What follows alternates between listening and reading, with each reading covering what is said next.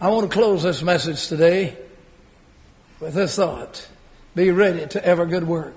Don't you curse the darkness when you light a candle. Don't you sit back as a religious person and deplore the fact that our country is going bankrupt and rioting in the street. You haven't done anything as a so-called Christian to try to help it. You've robbed God of the tithe. You haven't submitted to Bible baptism. You haven't filled the place on the Lord's day. You haven't done what you ought to do. Don't come back and tell me there's hands in this audience today that's colored with the blood of innocence. And I'm going to tell you something, people. When I preach straight, I preach straight. And I want you to get this now. When the Bible said that we're to abound in works, and if our faith does not produce works, then your faith is dead.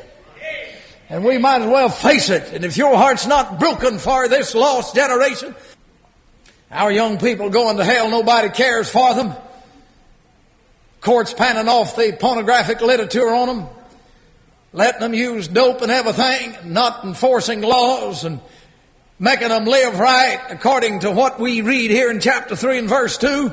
And then the churches involving, you read in the paper here recently where a church up in Chicago was a case for all of the guns and ammunition and everything, a so-called church. If I was in that denomination, bless God, I'd get out before sundown.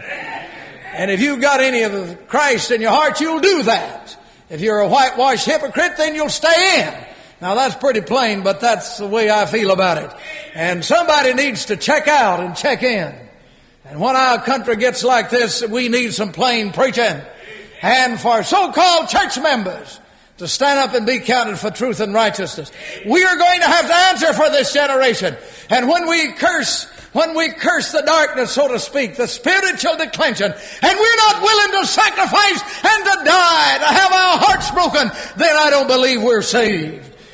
If we're saved, then we're willing to share that others may hear.